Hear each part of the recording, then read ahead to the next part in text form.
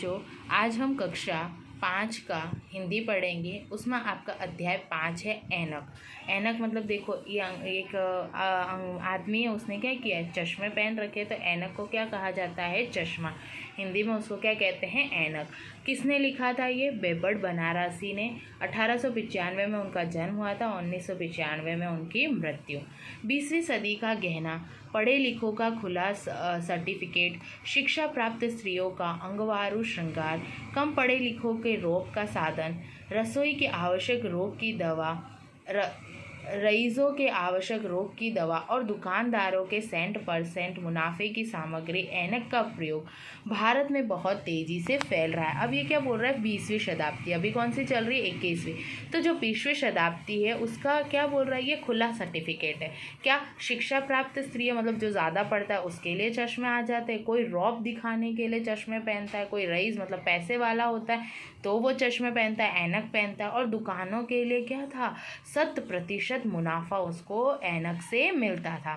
गणना और तालिका के इस युग में संभवतः लोग मेरी बात का विश्वास ना करें, पर यदि सरकार की ओर से इसे सेंसस गणना ली जाए तो किसी भले आदमी का घर शहर में ऐसा ना मिलेगा जिसमें एक ना एक व्यक्ति ऐनक अथवा चश्मे का उपयोग ना करता। अब ये क्या बोल रहे हैं कि ये इतना तेज़ी से भारत के अंदर फैल रहा है कि यदि हम गणना करें और इस युग की गणना करें तो ऐसा है कि लोग, जो मेरा विश्वास है कि इस शहर के अंदर जितने लोग हैं सभी के पास में आपको क्या मिलेगा? एक ना एक ऐनक, मतलब एक ना एक चश्मा ज़रूर मिलेगा।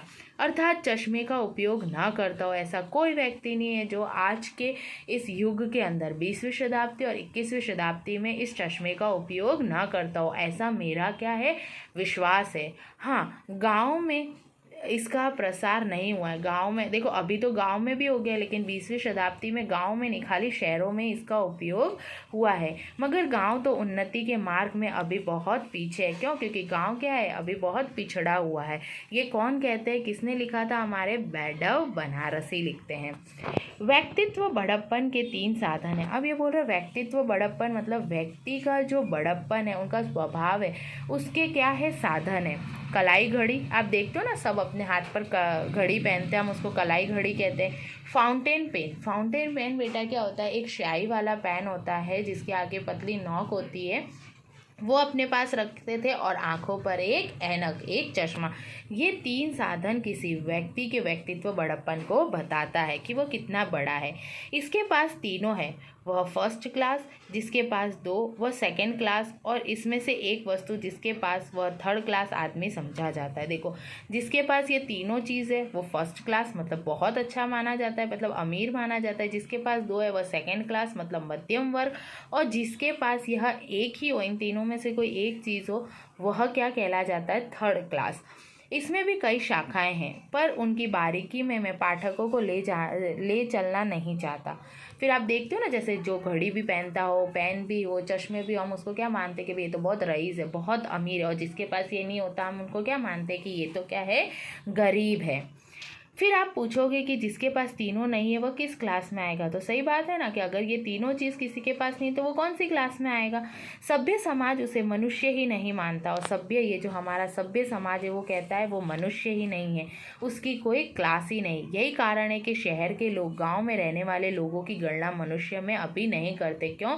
क्योंकि गाँव में ये तीनों चीज़ें अभी हमको 20वीं सदी में, ठीक है, अभी हमारी 21वीं सदी में आप देखो कि गाँव के लोग भी शहरों के लोगों के बराबर हो गए। लेकिन 20वीं सदी के अंदर क्या कहा जाता था कि गांव के जो लोग हैं उनके पास ये चीज़ें नहीं थी, इसलिए शहर के लोग गांव के लोगों को मनुष्य के अंदर नहीं गिनते थे। जिस दिन गांव में भी रिस्ट वॉच लगाकर हरे खेत जोतेंगे अथवा हरवाहे खेत जोतेंगे, हरवाहे मतलब किसान, ठीक है। जिस दिन गांव में, ठीक है, क्या करेंगे? हरवाहे खेत जोतेंगे अथवा चश्मा लगाकर घसियारिन यह देखकर कि कौन घास अच्छी है घास काटने लगेगी, और पटवारी लोग नरकुल की कलम छोड़कर पारकर फाउंटेन पेन से गांव के काश्तकारों को, अब देखो वहाँ के जो पटवारी होते हैं, आपको पता है ना, जो ज़मीन का काम करते हैं, वो पटवारी जब नरकुल मतलब बॉल पेन को छोड़कर और क्या करेंगे? फाउंटेन पेन का उपयोग करेंगे। जो किसान है वो चश्मे पहनकर, है ना, खेत को जोतेंगे और फसल उगाएंगे। उस दिन वो जो गाँव के लोग हैं, जो किसान हैं, पटवारी लोग हैं, जमींदार भी किस भगवान चित्रगुप्त की भांति रंगना आरंभ कर देंगे, और जैसे जमींदार है वो जैसे चित्रगुप्त रंगता था वैसे रंगना शुरू कर देंगे। उस दिन गांव में भी सभ्यता की सनसनाती हवा चल पड़ेगी। और सभ्यता देखो क्या होता है बेटा, सभ्यता जिस समाज में हम रहते कैसे रहते उसकी संस्कृति क्या, वो सब किसके अंदर आ जाता है, सभ्यता के अंदर। ऐनक भारत में कब से आया, कौन यह कह सकता। अब ये भारत के अंदर, ऐनक मतलब चश्मा, ये भारत के अंदर कब आया। ऋग्वेद में इसका नाम नहीं है। जो हमारे वेद है 4 वेद, उसमें से जो ऋग्वेद है उसमें तो इसका नाम नहीं है।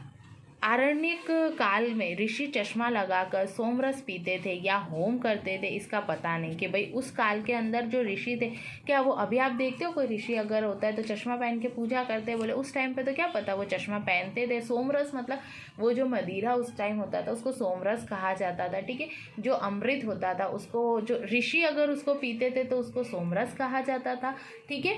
उसको जो अमृत था उसको क्या वो चश्मा लगा के पीते थे, ये मुझे नहीं पता। न स्वामी दयानंद ने इस विषय में कुछ बताने की दया की, न सायणाचार्य ने इस ओर संकेत किया। पितामह पतंजलि ने महाभाष्य में इसका कुछ पता नहीं दिया कि इन लोगों ने तो नहीं बताया कि चश्मा भारत में कब आया। मैक्स मूलर के लिए यह गूलर के फूल के समान ही रहा। मैक्स मूलर एक व्यक्ति था, गूलर का जो एक फूल होता है उसके समान। उस समय मान लिया पढ़ना नहीं था, सब श्रुतियाँ थी, परंतु वेदों में जहाँ सुनते थे वहाँ जहाज के प्रत्येक हवाई जहाज के प्रत्येक पुर्जे का नाम और संसार के सारे विज्ञान का भंडार पड़ा है, वहाँ इसका जिक्र नहीं, यह मैं मान ही नहीं सकता। अब ये बोल रहे कि भारत, ये जो चश्मा है ऐनक, वो भारत कैसे आया। अब ये बोल रहे कि पहले के ज़माने में आपने देखा था ना कि जो राजकुमार होते हैं वो ऋषि के आश्रम में जाकर पढ़ाई करते, वहाँ पर वो क्या करते, खाली सुनते थे, ठीक है, लिखते नहीं थे, सुनते थे, पढ़ते थे भी नहीं, वो खाली वो सुनकर सब कुछ सीखते थे। तो वो ये चीज़ कह रहे कि उस टाइम पर जहाँ पर विज्ञान, तब तक 20वीं सदी के अंदर विज्ञान का क्या हो गया था, बहुत अधिक महत्व था, वहाँ पर जहाँ हवाई जहाज के पुर्जे बन चुके थे वहाँ पर इस चश्मे का जिक्र नहीं है, ऐसा मैं मान नहीं सकता। शायद इस ओर किसी का ध्यान ही नहीं गया होगा, चश्मे की ओर किसी का ध्यान नहीं गया होगा। हिंदी साहित्य में तुलसीदास ने ऐनक नहीं इस्तेमाल किया। अब ये बोलते हैं हिंदी साहित्य के जो तुलसीदास थे, कवि थे, ठीक है, तुलसीदास क्या थे, कवि थे, उन्होंने भी ऐनक का इस्तेमाल नहीं किया। अभिप्राय यह है कि इस शब्द का उपयोग नहीं किया गया। अब देखो पहले ऐनक का उपयोग, शब्द का उपयोग नहीं किया गया होगा, चश्मा उपयोग किया गया होगा। हाँ, हिंदी के विख्यात कवि बिहारी लाल ने जिसे मिश्र बंधुओं में काया की उपाधि से विभूषित किया गया है, इस शब्द का उपयोग इस दोहे में किया है। अब देखो आपको यहाँ पर एक व्यक्ति दिख रहे हैं, वो कौन है, कवि बिहारी लाल। उनको किसकी उपाधि दी गई थी, काया की उपाधि दी गई थी, और ये कवि थे, ठीक है, बहुत अच्छी कविताएं लिखते हैं। उन्होंने अपने एक दोहे में इसका उपयोग किया है। दिए लोभ चश्मा चखन लघुपनी बड़ो दिखाई। देखो दिए लोभ चश्मा, ये कौन सी खड़ी भाषा है, खड़ी बोलिए, इसमें च श मा, हम चश्मा और तरीके से लिखते हैं। तो ये क्या बोल रहे हैं कि जो लोभ है वो चश्मा देखकर जो लघुपुनी बड़ी दिखाई, जो छोटा व्यक्ति है उसको भी क्या करता है, बड़ा दिखाता है। कौन, ऐनक। मालूम पड़ता है उस समय भारतवासियों ने चश्मा लगाना आरंभ कर दिया था। कब, बिहारी लाल ने जब इस दोहे के अंदर लिखा उस समय। दूसरे शब्दों में सभ्यता, सूर्य की किरणों का प्रकाश देश में आरंभ हो चुका था। अब हम कह सकते हैं कि जब इस सभ्यता हमने चश्मा लगाना शुरू किया तब हमारी सभ्यता का पुनरारंभ हुआ। जिस प्रकार सभ्यता के और चिन्ह हैं उसी प्रकार एक ऐनक भी है। जैसे सभ्यता के और सारे चिन्ह के पहले के लोग कैसे रहते थे, क्या करते थे, वैसे ऐनक, चश्मा भी हमको हमारी सभ्यता के बारे में बताता है। शायद उस संघ में ऐनक सबसे महत्वपूर्ण था। उस टाइम पे चश्मे को बहुत अधिक महत्वता दे रखी थी। मोटर बिना मनुष्य काम चला सकता है, कुछ ना कुछ हुआ तो पैदल चल सकता है। मोटर मतलब क्या होता है बेटा, मोटर गाड़ी है, मतलब जो भी कार है, बाइक है, स्कूटर है, इन सब के बिना वो काम चला सकता था, ठीक है, पैदल जा सकता था। घड़ी ना हो तो धूप के समय की सूचना मिल सकती थी। देखो पहले जब बेटा घड़ी का आविष्कार नहीं हुआ था तब लोग समय जानने के लिए क्या करते थे, धूप का सहारा लेते थे कि यदि धूप सुबह यहाँ पर है, दिन के 12 बजे होगी तो सूरज हमारे सर के ऊपर होगा, तो उस तरह से वो क्या करते थे, समय को देख सकते थे। टाइपराइटर ना हो तो दूसरे से लिखा लिया, परंतु चश्मा नहीं तो दूसरे की आंख से आप देख नहीं सकते और दूसरे के देखने में मज़ा भी नहीं आता। वो क्या बोल रहे, अगर ये चश्मा नहीं हुआ तो हम देख नहीं सकते, बाकी सब कुछ चलेगा लेकिन चश्मा बहुत ज़रूरी।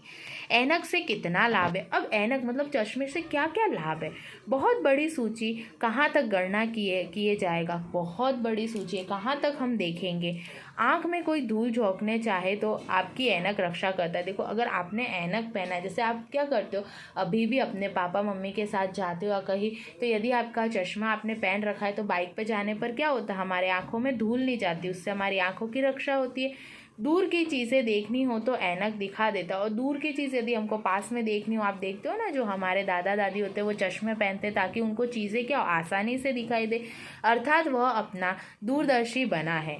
आंखें उड़ना चाहे तो यह ढाल का काम कर देगा, मतलब उड़ना चाहे ना आंखें इधर उधर तो भी ये ढाल का काम करता है। आंखें उड़ना चाहे तो यह ना उड़ने देगा, उड़ने नहीं देगा। ठीक प्रयोग हो तो आंखों को बैठने भी ना देगा। आँख आने वाली हो तो ये आने ना देगा। आँख आने वाली मतलब आँख में आप देखते हो ना छोटी सी फुंसी हो जाती है, अगर वो आने वाली है तो उसको भी आने नहीं देगा। और यदि आँख जाने वाली हो तो रोक देगा। आँख जाने का मतलब क्या होता है, आँख खराब हो जाना या फूट जाना। आप कहीं आँख चुराना चाहे तो चश्मे के पर्दे में छुप कर से चुरा सकते हैं, मतलब यदि किसी को ऐसे से आँख मिचोली करना चाहे तो।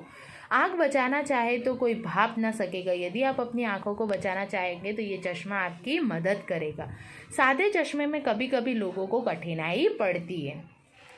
मानव समाज को ऐनक कितने प्रिय है, शायद इस विषय पर लोगों ने गौर नहीं किया। अब देखो मानव समाज, जो मनुष्य, मानव मतलब मनुष्य, इंसान में यह बहुत अधिक लोकप्रिय है।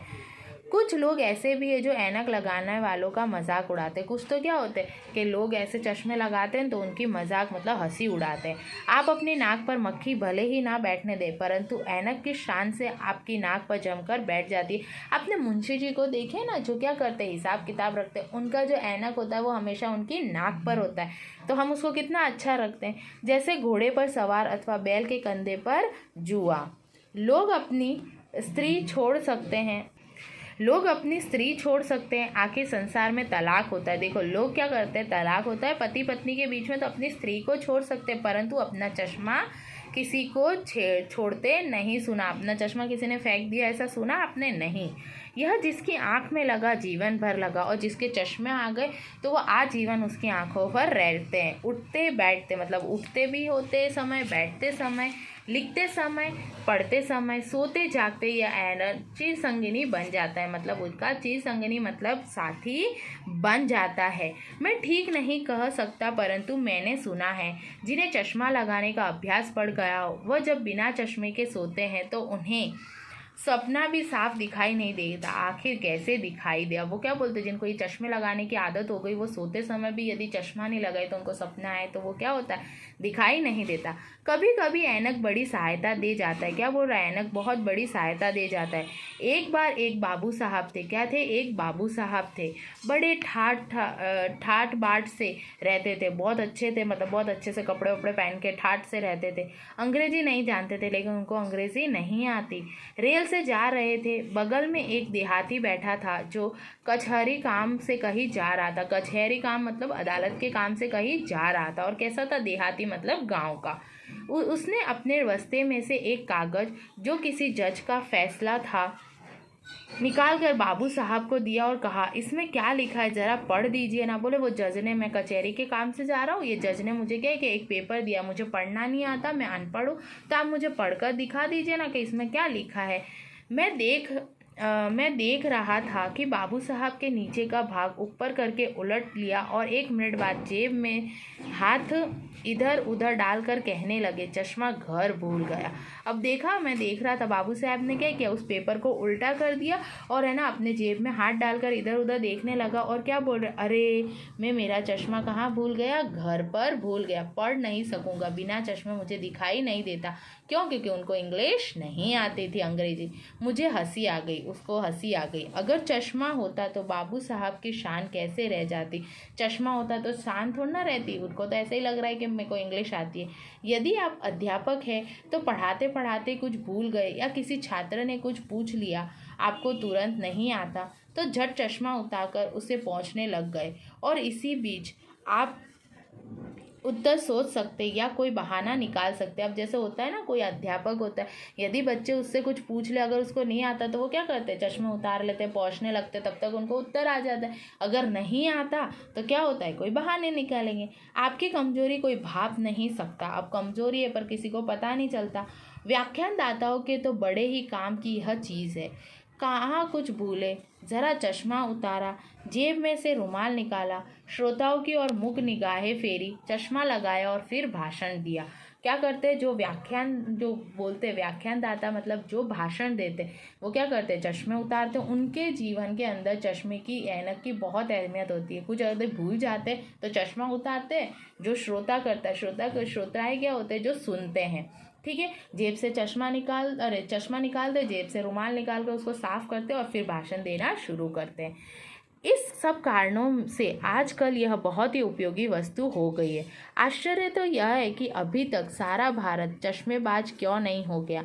ऐनक में एक और लाभ है, हमारे पास कोई ऐसा वस्त्र पहरावा नहीं है जो सारे राष्ट्र के लिए एक हो।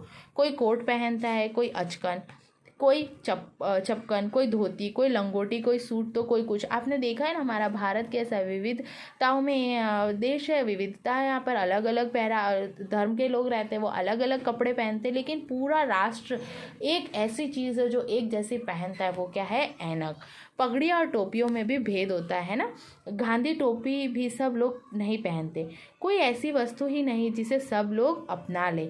ऐनक ही एक ऐसी चीज़ मालूम होती है जिसे अमीर गरीब, मजदूर मालिक, स्त्री पुरुष, हिंदू मुसलमान, बौद्ध जैन सब लगा सकते हैं। पुरुषों में बालक, युवा, वृद्ध, स्त्री शौक से लगा सकते। देखा ना आपने इसको। स्त्रियों में मुधवा, मध्या, प्रौढ़ा और सभी के मुख पर खेल सकता है। ये सभी के ऊपर अच्छा लगता है। तो पूरे राष्ट्र में एक ऐसा पहरावा है, कौन सा, ऐनक, जो सभी लोग लगाते हैं, चाहे वो किसी भी धर्म के हो, कोई भी हो। श्रिया सुनी बहामी बिना झगड़े के पहन सकते, मतलब हिंदू मुस्लिम भी झगड़ते नहीं। मंदिर और मस्जिद, गिरजा और आर्य समाज कहीं चश्मे की रोक नहीं है। यहाँ कोई चश्मे की रोक नहीं, सब मंदिर में भी, गिरजा में भी, सब जगह जा सकते हैं। स्वराजी और लिबरेन, सोशलिस्ट और कैपिटलिस्ट, ब्रजभाषा और खड़ी बोली वाले, मतलब जो स्वराजी हो, जो हमारे देश के हो ना हो, इंग्लिश भाषी हो, सब क्या कर सकते हैं। जो छायावादी हो वो सभी इसको लगा सकते हैं। भगवान वह दिन शीघ्र दिखाए जब सारा भारत चश्मामय हो जाए। बोले मुझे, अब बोल रहे हैं जो लेखक है कि भगवान मुझे ऐसा दिन दिखाए कि हमारे सारा भारतवर्ष चश्मामय हो जाए, मतलब सबके चश्मे आ जाए। तब देखिए कितनी जल्दी राष्ट्रीय एकता के भाव फैलते हैं। क्यों? क्योंकि एक ये ऐसी चीज़ है जो सब पहनते हैं, उससे राष्ट्रीय एकता मिलेगी, कोई आपस में लड़ता नहीं है। जब सब एक दूसरे के शीशे की आंख से आंख देखने लगेंगे, मतलब शीशे में से क्या करेंगे, आंख से आंख देखने लगेंगे, तो आपको ये अच्छा लगा।